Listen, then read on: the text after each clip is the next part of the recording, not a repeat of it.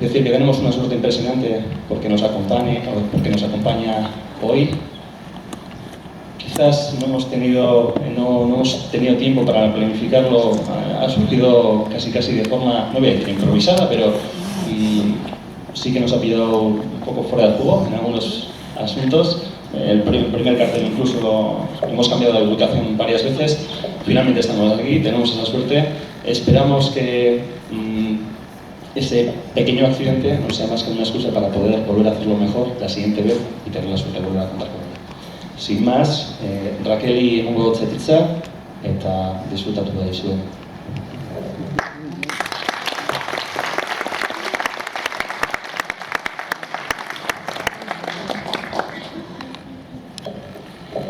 Kaixo, arrastion. En primer lugar, saludar a Marcela, que ya lo estaba haciendo, pero bueno. Quería agradecer, en principio, ya sé que es un poquito pretencioso, pero a la Junta de Arlanza, porque han hecho un excelente trabajo, están haciendo un excelente trabajo. A María, a Laura, a Mar, a Yasone, a Escarne, mogollón de gracias, no sé dónde estáis. En segundo lugar, agradecer a las socias por su confianza y por todos los acompañamientos que nos hacen. Gracias. A todos los asistentes y asistentas, o todos los que habéis querido participar hoy de esta conferencia. Y por último, pero no menos importante, a nuestro ayuntamiento por todas las aportaciones, por el apoyo, por su confianza y por el afecto que muestra hacia nosotras, sobre todo hacia Arlanza. Gracias al alcalde, a Ivonne Uribe, a la concejala de Igualdad, doña Naenche, a la técnica de Igualdad por su profesionalidad y buen hacer, Laura Pinto, a Cirilo, a Maya, etcétera, porque hay un montón de personas a las que agradecer. Un abrazo súper especial a Garbiñe Mendizábal y a Escarne Larrinaga, y las dos saben por qué.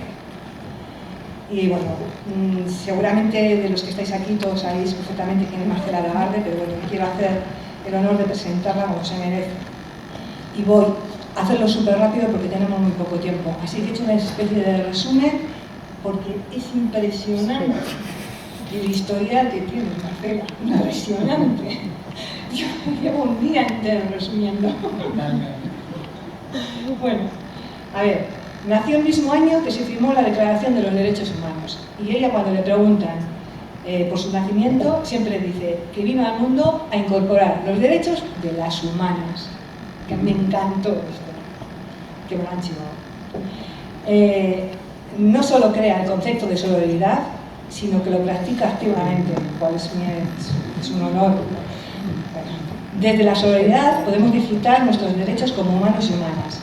Su historial es muy extenso. Hemos intentado resumirlo, sobre todo por aprovechar al máximo su intervención. Etnóloga y maestra de las ciencias antropológicas y doctora en antropología. Presidenta de la Red por la Vida y la Libertad de las Mujeres. Coordinadora del proyecto Violencia contra las Mujeres y Políticas en Construcción de los Derechos Humanos de las Mujeres. Coordinadora de los talleres Cassandra, Antropología Feminista, integrante de la Academia Mexicana de los Derechos Humanos desde el 2006. Sigo. Participa en la Red Sin Fronteras por la Vida y la Libertad de las Mujeres desde el 2007. Diputada federal del Partido de la Revolución Democrática de México desde el 2003 al 2006. Fungió como presidenta de la Comisión Social para conocer y dar el seguimiento de los feminicidios de la República Mexicana. Integrante de las comisiones de Equidad y Género, de Justicia y Derechos Humanos y Humanas, y proveniente de la Ley General de Acceso de las Mujeres en una vida libre de violencia. Escritora de más de 100 artículos, de libros, como por ejemplo Los cautiverios de las mujeres, Madre Esposa, Monjas, Putas, Presas y Locas, que es excelente, por cierto. Y como es mucho más largo, etcétera, y lo importante es que hable ella, pues simplemente agradecerte de corazón, de parte de toda la Junta y de todas las socias de Arlanza y de mi pueblo de Galdácano, que hayas aceptado esta invitación y que nos regales hoy esta conferencia. Las bien amadas.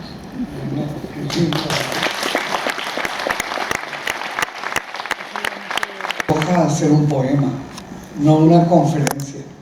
La palabra bienamadas me parece que llega para añadirse a nuestro lenguaje amoroso.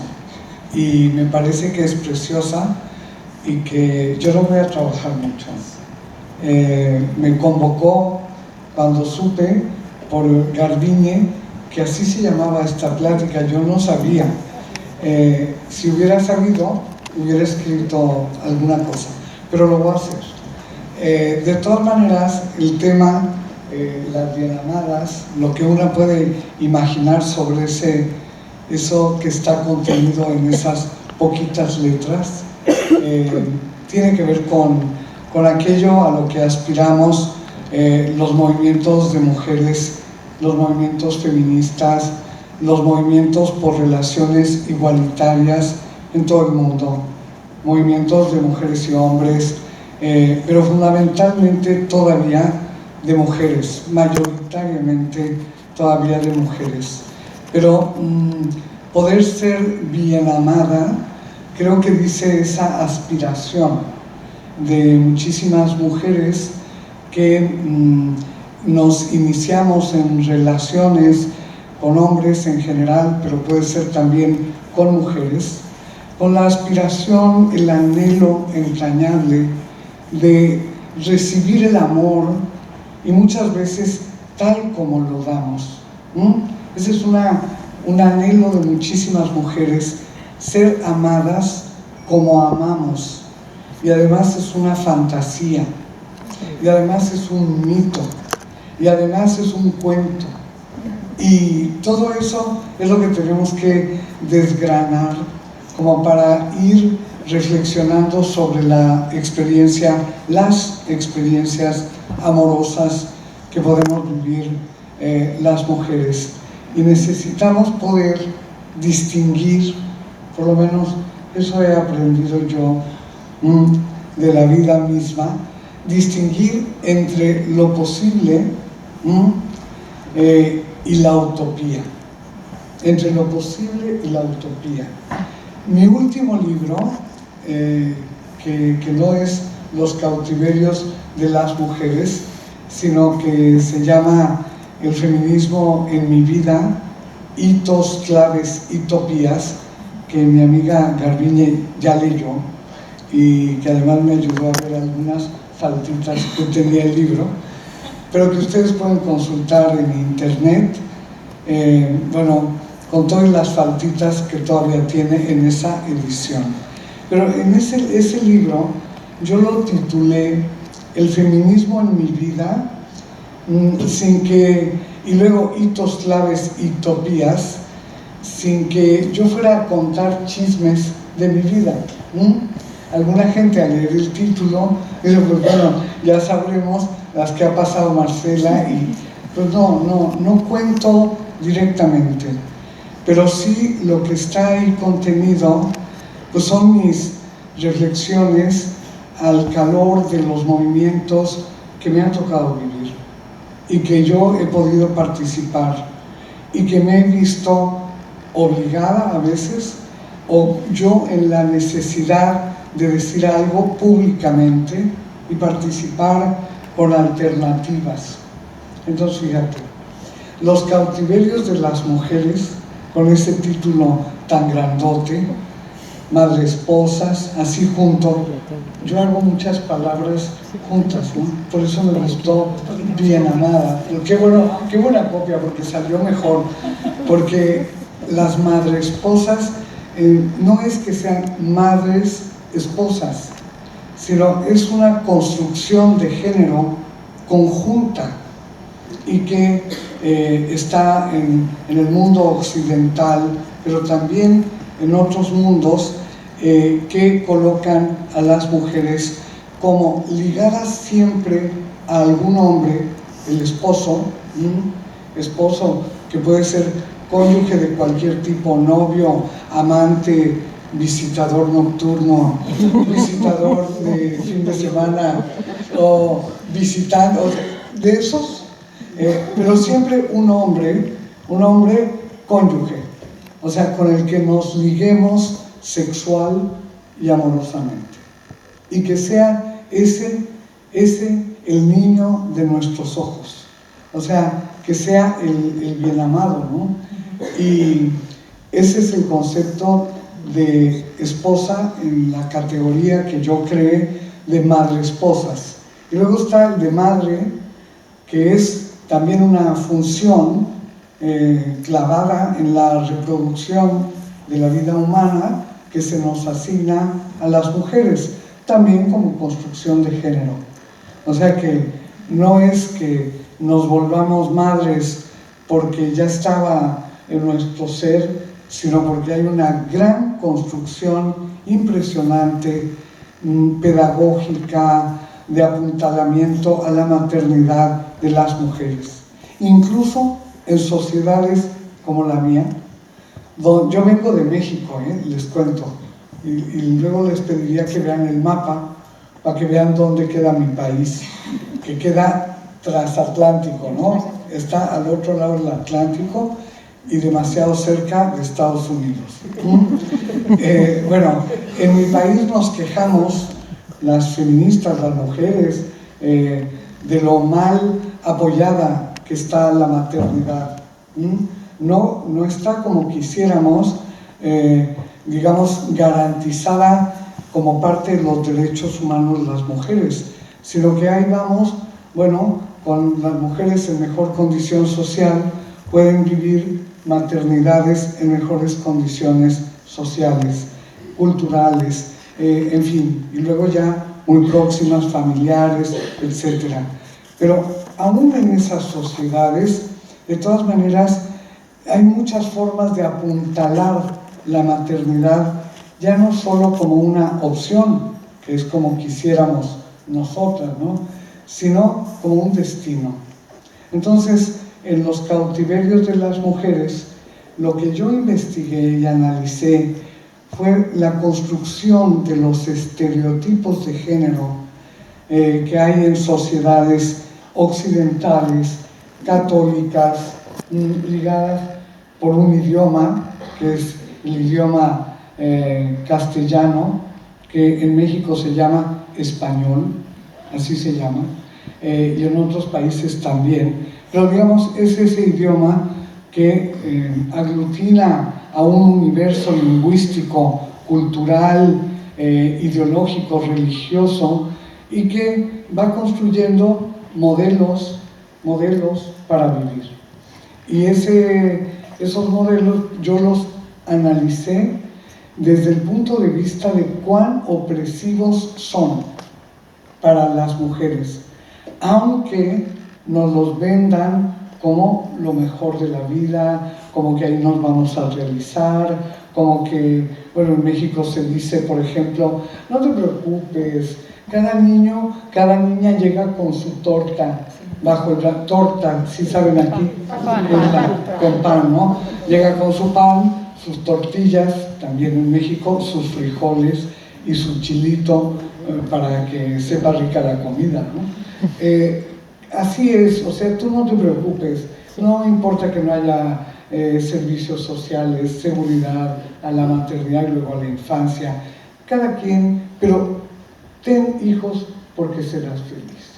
Y bueno, pues yo investigué mujeres de todo mi país, de todas las clases sociales, o por lo menos las que yo encontré, estratos de clase, grupos internos, élites, mujeres en pobreza, marginales, en fin, mujeres indígenas, que en mi país, digamos, la población indígena es el 15% del total de la población, es muy importante, hay regiones coloreadas por las comunidades, la cultura indígena, siempre en discriminación. Entonces, yo busqué analizar los modelos estos para vivir, los estereotipos y cómo son construidos. Y luego las mujeres, pues cómo nos comportamos al ir teniendo libertad para elegir o no libertad. teniendo posibilidades de reorientar la vida o no. O sea, el tema, como buena feminista, de la libertad, para mí fue un indicador muy importante frente al dominio. Entonces, las madresposas las investigué pues, en la maternidad, en la conyugalidad, en sus relaciones de noviazgo, de matrimonio, de amaciato. Investigué las mamás de todavía cuando hice la investigación, ya llovió, pero la hice hace 20 años, esta investigación, la terminé hace 20 años, investigué durante 8 años comunidades, grupos, aldeas, para poder saber qué con la maternidad de las mujeres. Y lo hice a la manera antropológica, que tiene mucho que ver el cuerpo a cuerpo, el diálogo, la presencia entre las mujeres en la vida cotidiana, pero también en la vida ritual, en las fiestas, en las muertes, en todo, en los rezos, en los nacimientos de las criaturas también, en fin. Y fui encontrando que había muchos elementos opresivos, terriblemente opresivos en la maternidad de las mujeres y muy ligados también a la clase social, a la etnia, a las condiciones de participación del desarrollo de oportunidades o condiciones de marginación terrible, en que la maternidad, bueno, en ciertas comunidades de mi país tenemos el grave problema de la mortalidad materna, como sucede en muchas aldeas, comunidades, países africanos, ¿no? No sucede en todo el país, pero hay todavía algunos lugares en que cuando las jóvenes se embarazan tienen la experiencia subjetiva de la amenaza de morir. Es terrible, ¿no? Es terrible. Bueno, ese agobio porque en su familia han tenido una tía o porque ellas mismas vienen de la muerte de su madre al nacer, ellas, en fin, todo eso es lo que yo llamo opresión, y funciona como algo oculto, no se dice, no se le nombra, salvo especialistas, algunas instituciones gubernamentales que además tienen por obligación constitucional que erradicar la mortalidad materna en mi país. Así ya es. O sea, desde la causa feminista, hace años denunciábamos estas cosas, pero solo era denuncia. Luego fuimos adquiriendo capacidad de incidencia. Y luego mujeres feministas llegaron a los gobiernos. Y luego nos aliamos, las feministas gubernamentales con las de la sociedad civil, y luego las que no se decían feministas con todas las demás, y hicimos un cochupo buenísimo y hemos logrado colocar esos temas como temas centrales de la gobernanza democrática. También están, obviamente, como en todo el mundo occidental, las instituciones del derecho internacional de los derechos humanos que han exigido a países como México y a todos, bueno, la erradicación de la mortalidad materna, que es uno de los puntos claves de los objetivos del milenio, que hemos criticado tanto, porque solo son objetivos de disminución de los problemas, pero no se han propuesto erradicarlos.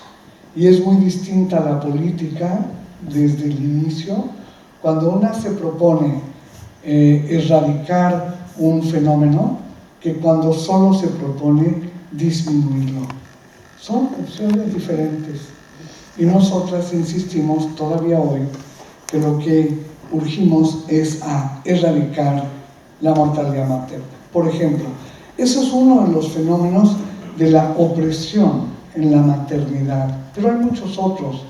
incluso mujeres con recursos, con estudios, con apoyo familiar, con apoyo institucional o con apoyo de personal contratado para apoyar la maternidad, viven sufrimientos maternos increíbles, sufrimientos personales de incomprensión, de duda, de no aceptación de la maternidad cuando ya está cumplida. Entonces, ¿qué hacer?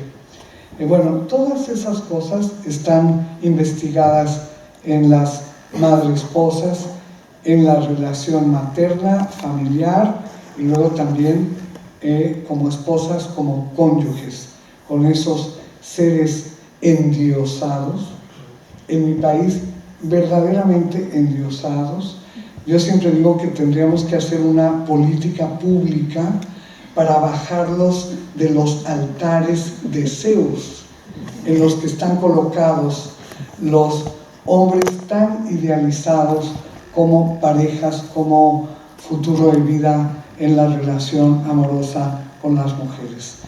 Lo digo en serio, es impresionante la cantidad de mitos y de ideologías que refuerzan la idea de que los hombres salvarán a las mujeres. ¿De qué van a salvar a las mujeres? De todo. ¿Qué van a hacer por las mujeres? Protegerlas. ¿Qué van a hacer con las mujeres? Acompañarlas. ¿Qué van a hacer más? Comprenderlas. ¿Qué van a hacer? Bueno, la media naranja de la otra media naranja, ¿no? Tema que ha recorrido todos los grupos de mujeres en el siglo XX, XXI, que hemos dicho que nosotras no somos media naranja de nada, ni somos naranja, pero cantidad de ideologías nos pescan pues muy tiernitas y aprendemos muchas cosas que no tenemos la capacidad a veces de analizar, nos las creemos, lo creemos como fe. Hay una fe profunda en los hombres y hay una desconfianza profunda en las mujeres.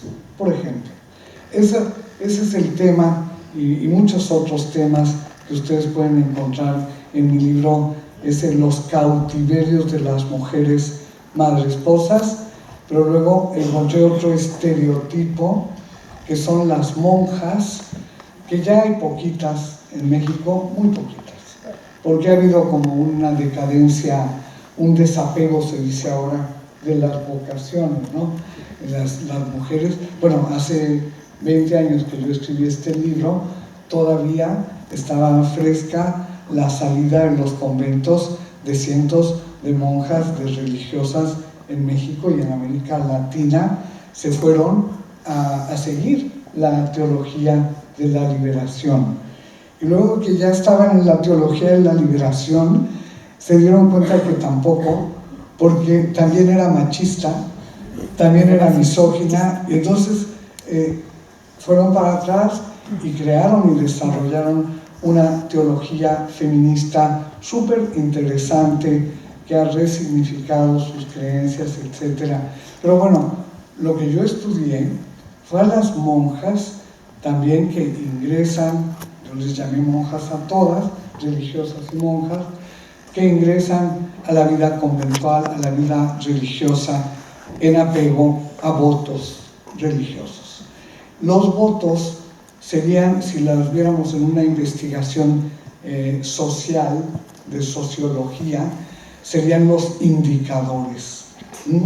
Yo lo veo, bueno, como los ejes de la vida religiosa que tienen que ver con una clave fundamental: modificar la vida sexual de las mujeres para que sean diferentes de las otras mujeres, diferentes y puedan ser mujeres consagradas a través del cambio en la sexualidad. Si las madresposas tienen la obligación de tener hijas e hijitos, las monjas tienen la prohibición de tenerlos. Si las madresposas tienen que tener sexo por lo menos de vez en cuando con los señores para tener los hijitos, las monjas tienen la prohibición de tener relaciones sexuales.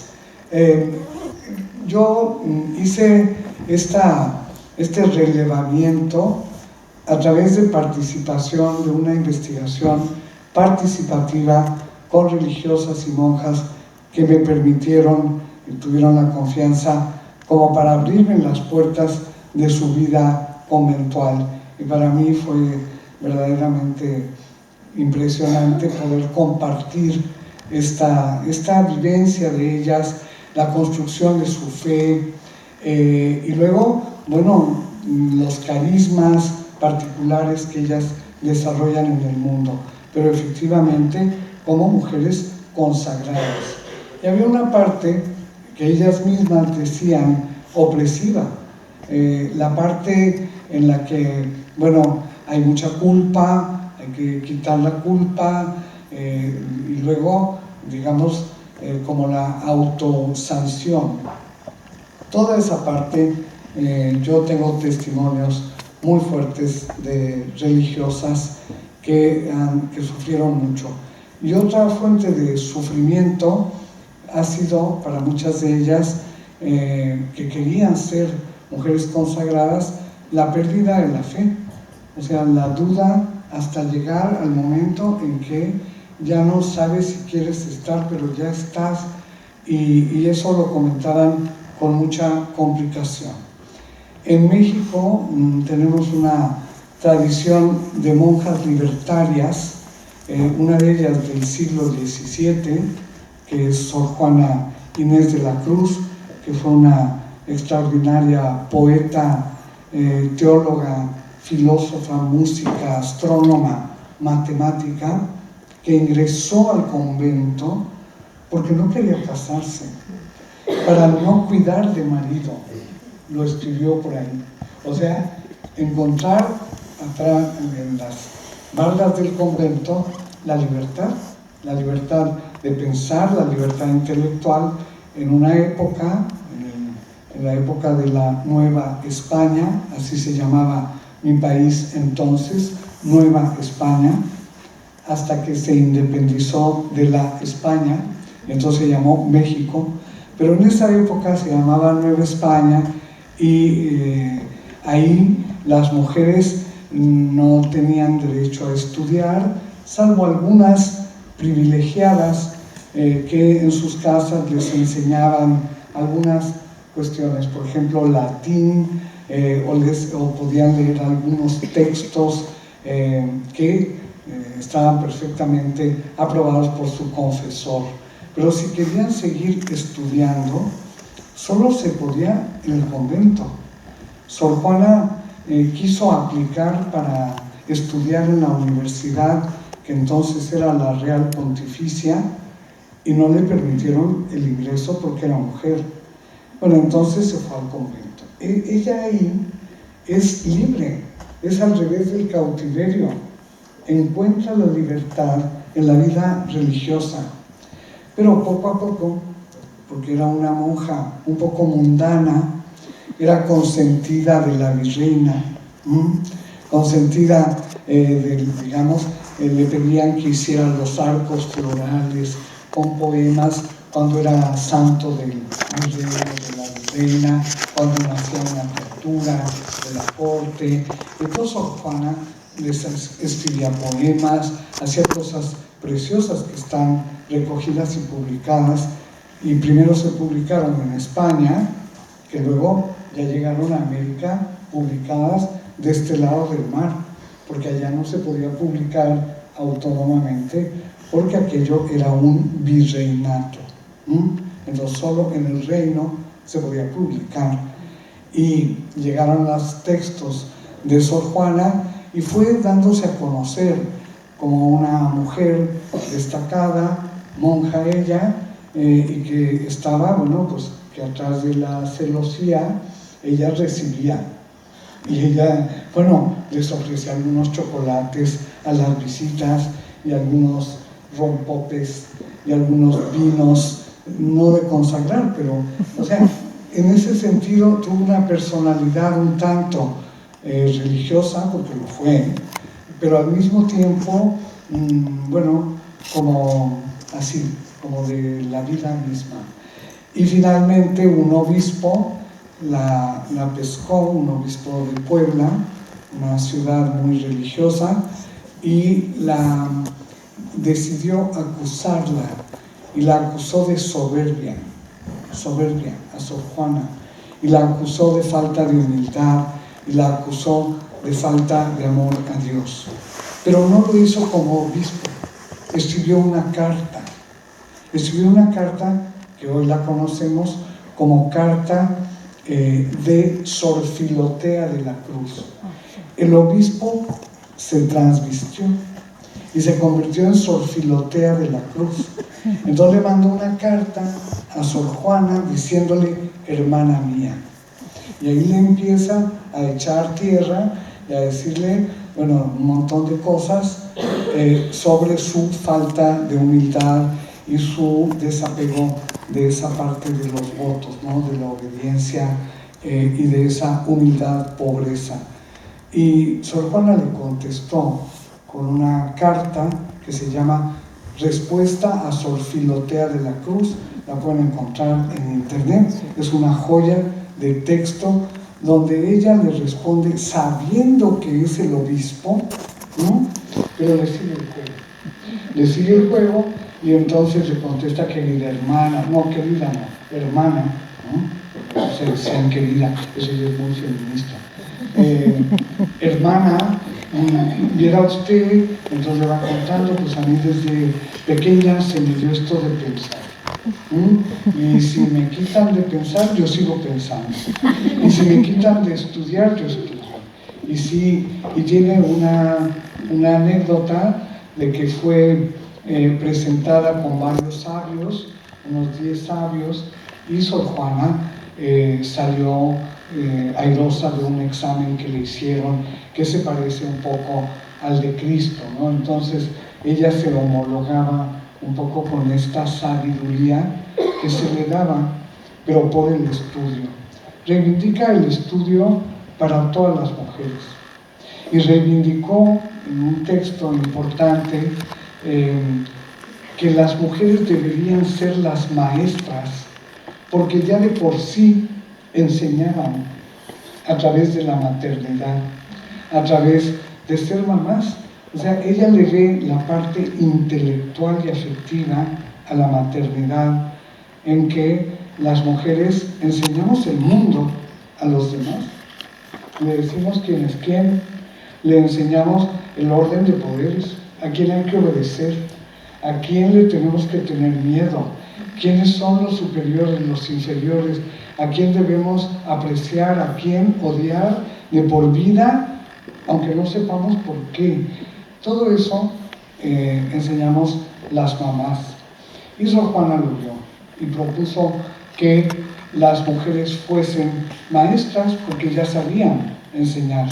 Y bueno, no les hago el cuento largo con Sor Juana, pero lo opresivo está en que la institución de la Inquisición la persiguió y la condenó a dejar de leer, a dejar de escribir y a ser como las demás. Ese castigo nos lo hacen constantemente sociedades cuando son regresivas con los derechos de las mujeres.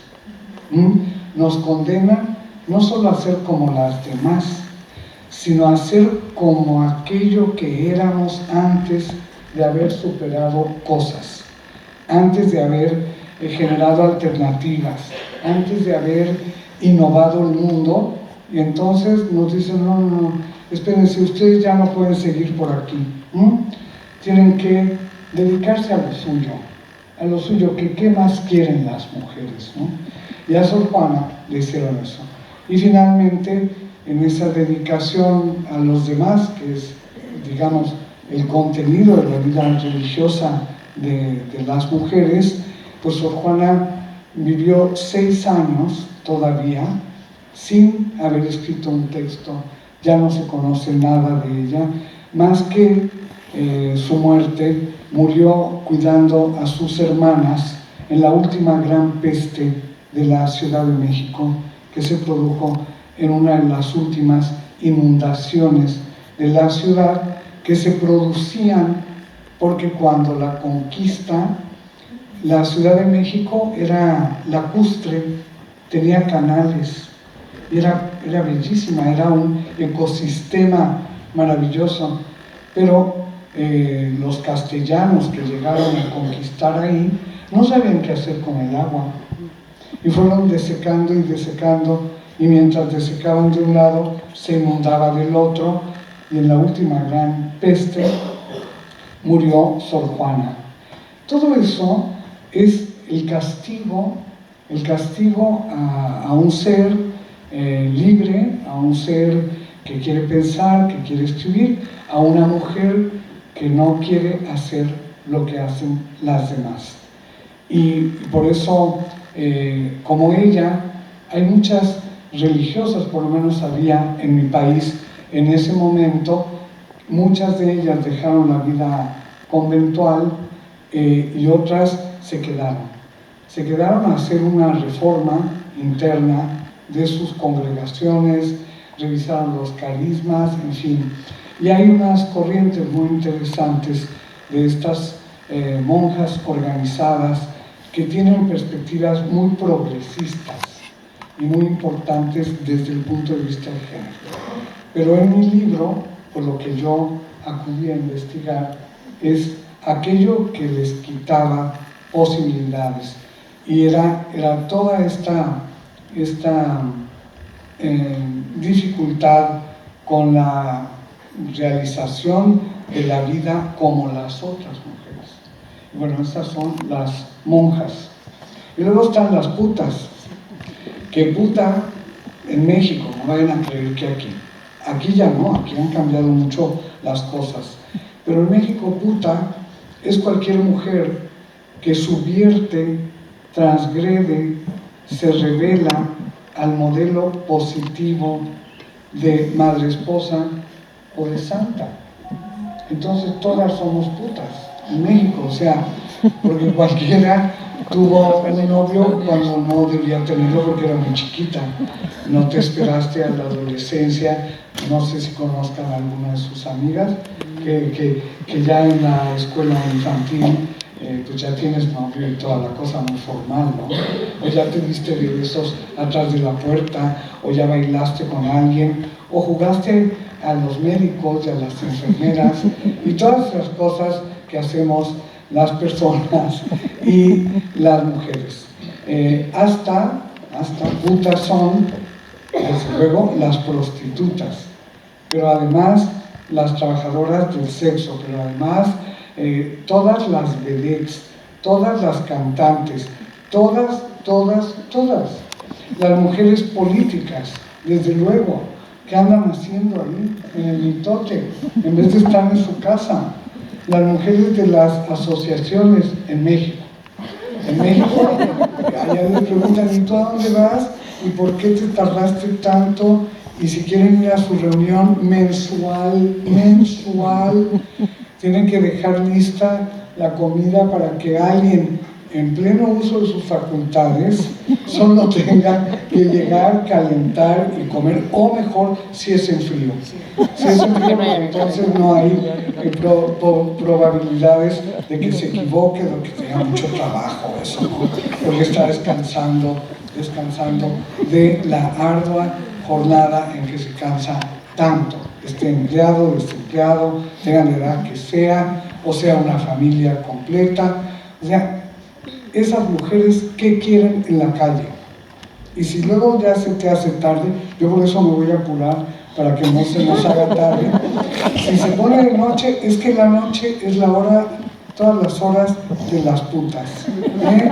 Pero ahora, como ya saben que las mujeres nos brincamos todas las trancas, también los horarios, pues ya también tienen miedo cuando salimos de mañana, de mediodía y todo, ¿no? O sea, sobre todo en las partes más conservadoras, más tradicionales de nuestras sociedades, pues pasan estas cosas. pero también en partes avanzadas y progresistas, a veces las mujeres tenemos que hacer toda una negociación para que se acepte que hagamos o dejemos de hacer. Tenemos que compensar mucho a los demás para poder hacer nuestras cosas, cualquiera que sean, irnos a dar la vuelta, pasear para ir a ver el Guggenheim, que es un lujo, todo, hacer cualquier cosa. Pero estudié a profundidad, en vez de estudiar a todas, a las expertas especializadas por la sociedad en las actividades sexuales. Y bueno, la prostitución en aquella época en México todavía no se daba la discusión de si es trabajo sexual o qué es, de si debe estar investido de derechos o si es un atentado a los derechos humanos. Y todo ese debate se ha dado después, pero yo ahí sostengo en ese libro que se trata de actividades sexuales y que en algunos casos es concebido como trabajo puntual, temporal, que no ocasiona vínculo, que no ocasiona obligaciones sociales entre quien compra el tiempo determinado y la actividad, pero que compra a toda la persona, o sea, no es cualquier cosa. No es que esté el cuerpo por un lado y la subjetividad por el otro. Hay una integralidad de la persona. Y bueno, entendiendo eso, pues estuve haciendo trabajo antropológico con mujeres en la calle, en las esquinas, en los hoteles. Tuve el gusto de que me permitieran trabajar con varias de ellas, a veces madres, hijas, nietas, porque hay cadenas de filiación, de incorporación a este tipo de espacios. Y bueno, allí, como encuentros mucho más privados y cómodos, pues ellas me contaron dónde estaba lo que ellas consideraban opresivo.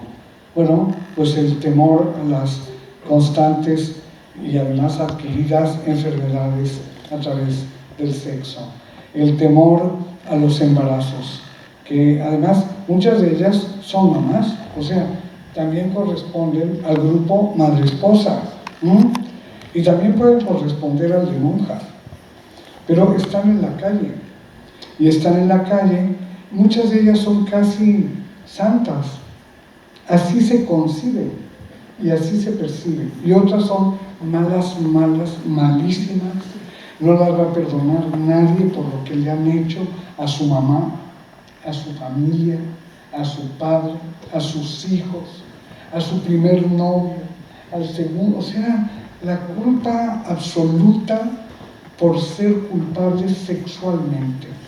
Y bueno, ahí estudié muchísimo el fenómeno de la culpa, como en todas, ¿no? Pero como un fenómeno, la culpa que permite la reproducción de la opresión de las mujeres, porque no requiere quien vigile. La persona que se siente culpable es culpable y se sentirá culpable todo el tiempo.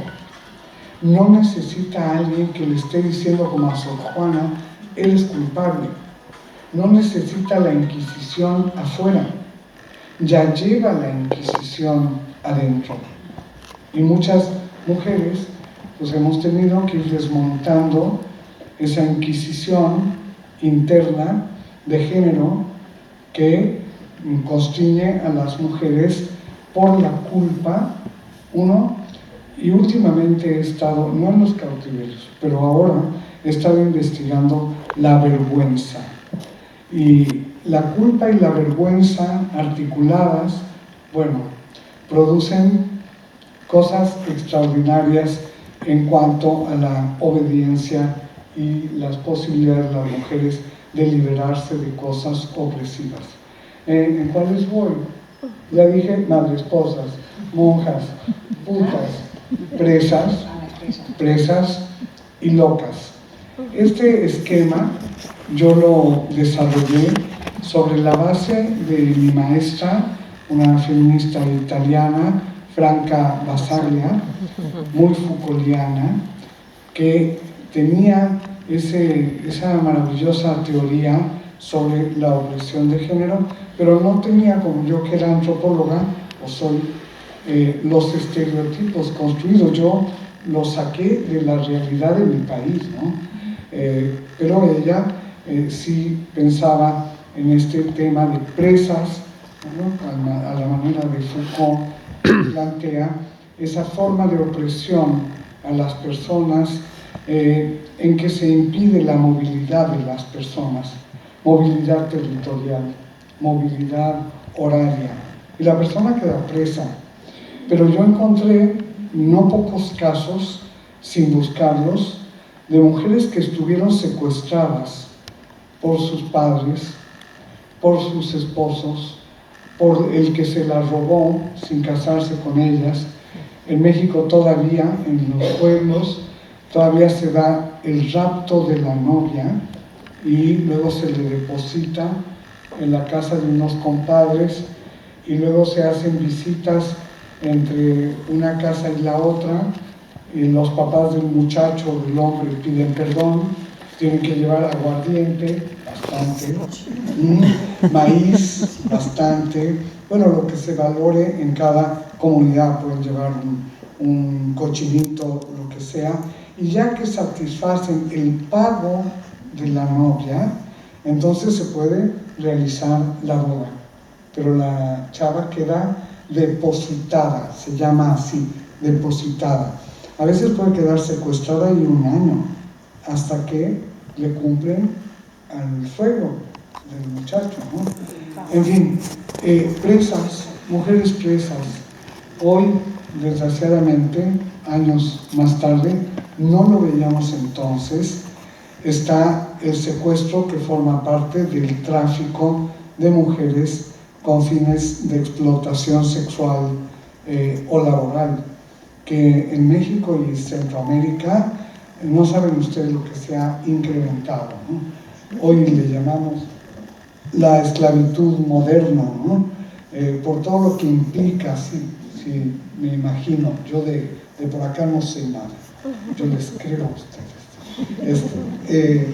Efectivamente se secuestra a las mujeres, se les quita, bueno, cuando son extranjeras, como en México, que llegan las guatemaltecas, las hondureñas, las salvadoreñas, que van migrando en oleadas para llegar a Estados Unidos y pasan por territorio mexicano, no van a quedarse ahí, pero ahí las secuestran en el camino, les quitan los pasaportes y las trafican, ¿no?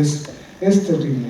Bueno, y ahí está otra vez el secuestro, pero el secuestro tiene toda esa gama, ¿no? Desde el secuestro que cometen delincuentes, pero el secuestro que cometen familias, padres, madres, muy conservadores, que tienen casi encerradas a sus hijas y no les permiten salir y no les permiten ni siquiera ir a estudiar. Yo recogí varios testimonios de mujeres que se escaparon de sus casas para poder estudiar en pueblos, que querían ser maestras y se fueron y tuvieron que huir porque no había cómo convencer. ¿Para qué quiere estudiar una mujer, ¿no? Todavía hace 20 años. Ahora ha disminuido eso, pero la mera verdad, vivir la casa como prisión no es algo ajeno a muchas mujeres. Muchas mujeres a veces se sienten encarceladas en su casa y se sienten encarceladas porque todo el mundo se va y se quedan ahí y son la llama del hogar y tienen que mantener la llama del hogar vivo y no pueden salir a ningún lado. O sea, una cosa que luego pasa como, bueno, pues es el amor, ¿no? es tan bonito esto del amor. Y finalmente, bueno, lo de la cárcel, estudié a mujeres en las cárceles en México, que la verdad fue muy, muy interesante encontrar la vida cotidiana, las relaciones de las mujeres presas entre sí, con el mundo exterior, bueno, pues la que ya sabemos, muchas muy abandonadas por sus familias, por sus cónyuges, las dejan allí y no se vuelven a ocupar de ellas.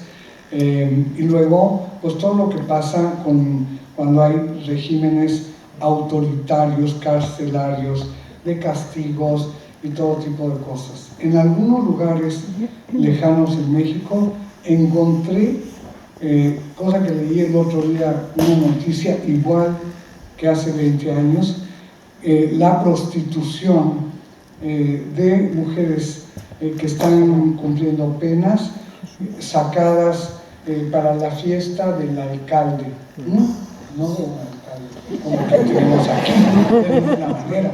Pero aquí arriba hay unos que son terroríficos y que además están ligados al crimen organizado, por ejemplo, y se les hace fácil sacar a un grupo de presas y llevarlas a la fiesta, y luego las devuelven y les pagan, además les pagan, o sea, es prostitución. Bueno, adentro de las cárceles, esa opresión del encierro, pues lo encontré en muchas mujeres que no están presas, que están libres supuestamente, pero están encerradas en relaciones difíciles, familiares, comunitarias o conyugales. Y finalmente están las locas, pues que ha sido el calificativo, el adjetivo que se ha dado a las mujeres en la era de la razón. O sea, ¿quiénes son las mujeres? Los seres más irracionales de este mundo. ¿Quién entiende a las mujeres? Nadie. Ni nosotras nos entendemos. Y nos hemos tragado ese cuento a tal grado que ya ni hacemos el esfuerzo por entendernos. Yo convoco a todas las que están aquí a que se entiendan, sí se puede. Que estamos locas, pues sí, es lo mejor que nos pudo haber pasado. O sea, locas en el sentido crítico que desde el feminismo vemos, ¿no? O sea, somos personas que dudamos de ciertas cosas del mundo normalizado y aceptado por mucha gente, incluso por nosotras mismas, pero a través de la duda, de la inquietud, de la rebeldía del ejemplo de otras mujeres y de ver que el mundo cambia y hay nuevas cosas, pues entonces a veces en un mundo pequeño somos las diferentes, las raras. Aquí vino alguna de esas. Rara. Hay raras, a ver, alcen la mano, raras de mi corazón. Diferentes, oveja negra, patita fea, todo ese rollo. Y no es una casualidad que el siglo XX haya sido el siglo del tratamiento como de enfermedad mental de las mujeres. El siglo XX no es cualquier cosa. Instituciones, profesiones, campos del conocimiento, la ciencia, la psicología, parte de la psiquiatría, han estado abocadas al tratamiento de las mujeres. Porque, bueno, pues porque estamos en crisis. Todas estamos en crisis, siempre. Pero eso es visto como algo malo. Y bueno, pues hemos ido aprendiendo a punta de crisis que a veces esas crisis son la mejor vía para encontrar nuestro propio camino a nosotras mismas, que ese es el que está vedado realmente, ese es el vedado, pero no lo vemos. Y en cambio cuando tenemos conflictos con los demás, con las demás, bueno, pues al psicólogo, psicólogos, porque luego las psicólogas no sirven, no sirve porque luego se vuelven cómplices de las terapiadas y no sirven. O sea, y no, yo nunca he estado en contra de la psicología con perspectiva de género, de ninguna manera, pero sí en contra de esa psicología patriarcal que ha encuadrado a las mujeres y las ha curado para que funcionen. Dice Mabel Burin, que es una gran psicoanalista feminista argentina. Ella es de la gran tradición de psicoanálisis argentino, pero de su vertiente feminista. Y Mabel Burin ha escrito un libro que les recomiendo también a estar en internet, que se llama La culpa. La culpa,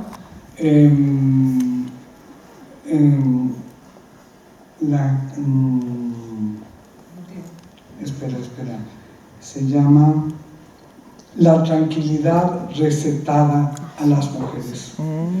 Y Mabel Burin y mucha gente ha hecho una investigación, no solo en la Argentina, sino en el mundo occidental, acerca de cómo circulan drogas legales para tranquilizar a las mujeres mayoritariamente.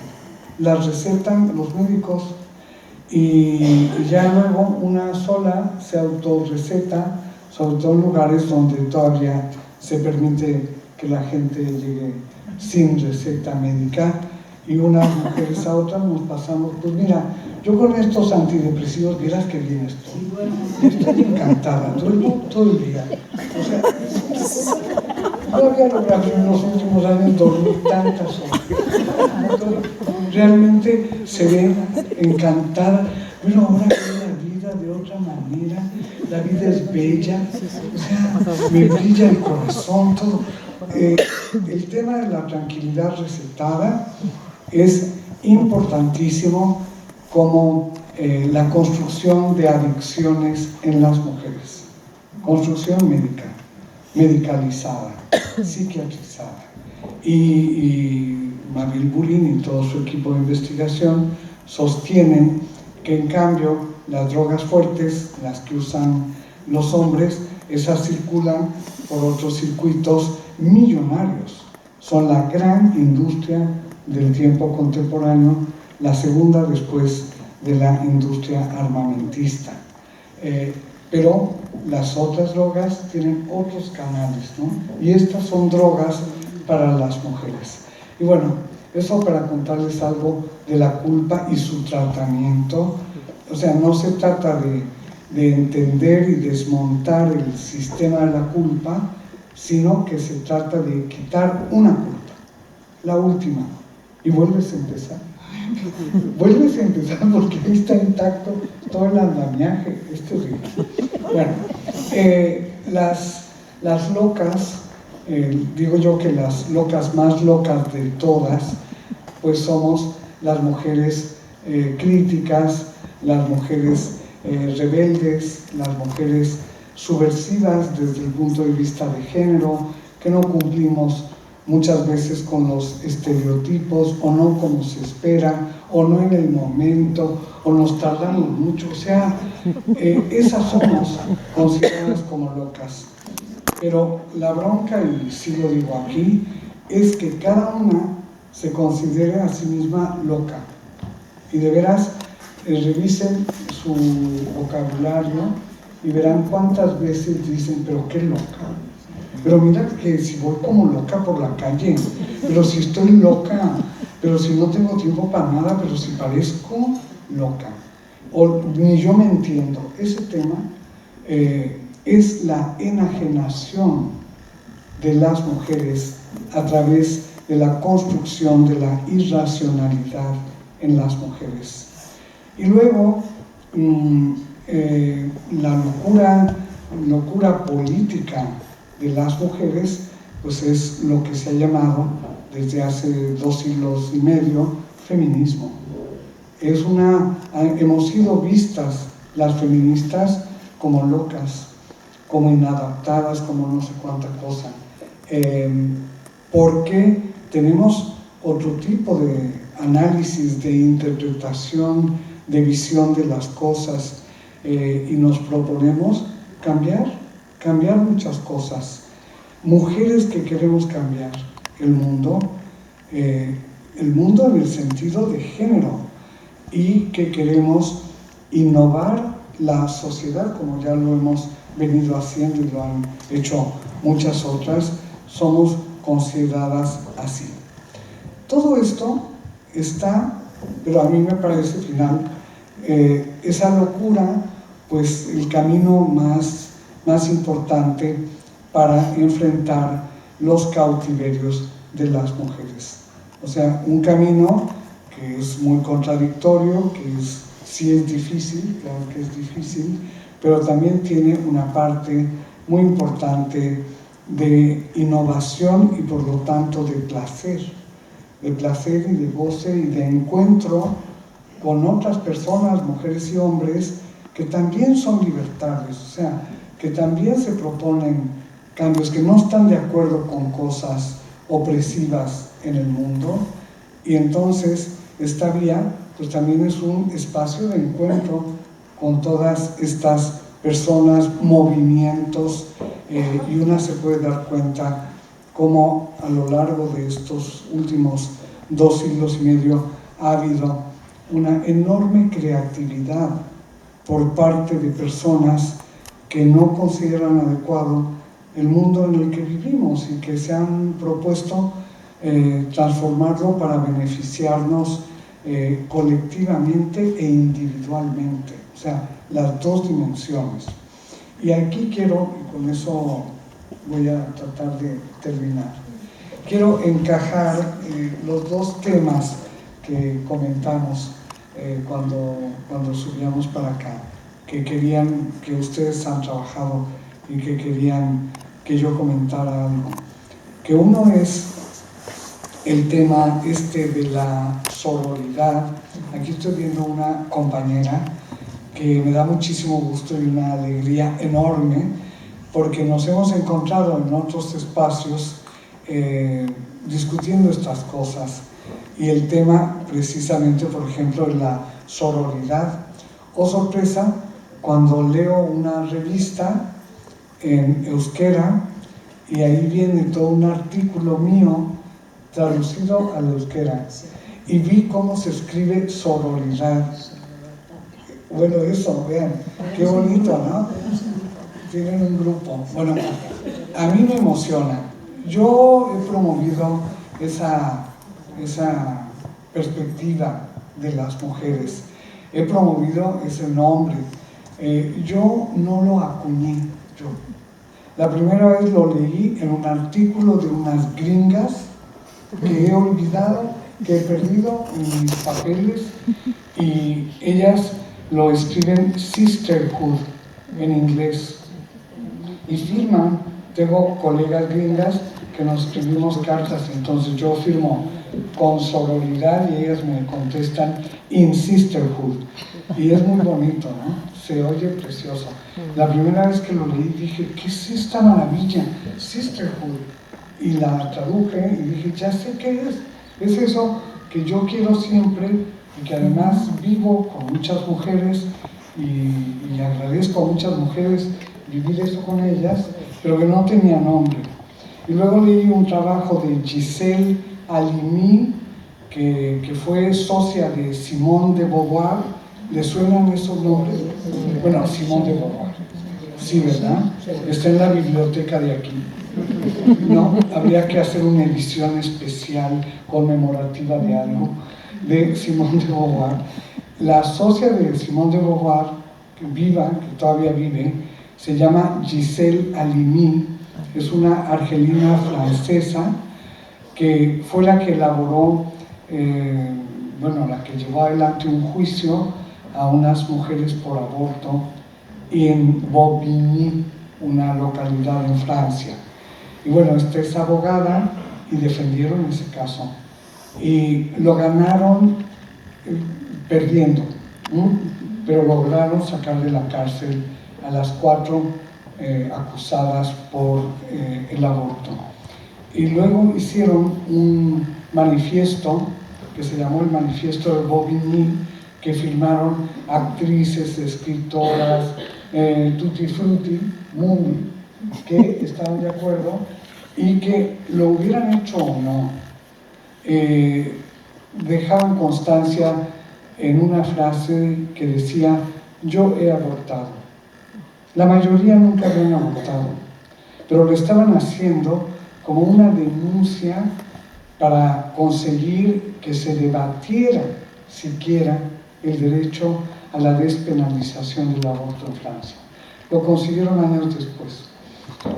Simone de Beauvoir y Gisèle Halimi y muchas de ellas formaron un grupo, un colectivo de mujeres, un colectivo como este, que se llamó choisir, elegir, entonces decidir, como ahora decimos por el derecho a decidir, no en el sentido territorial y nacionalista, sino en el sentido del propio cuerpo, la sexualidad, la maternidad, etc. Y ellas hicieron ese movimiento importante. Y de repente Gisèle Halimi se enamoró de un mexicano.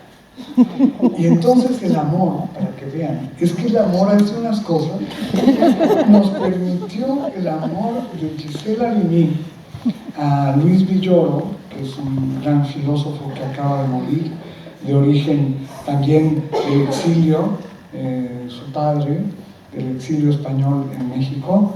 Luis Villoro y Gisèle Halimi se enamoraron apasionadamente a los 70 años.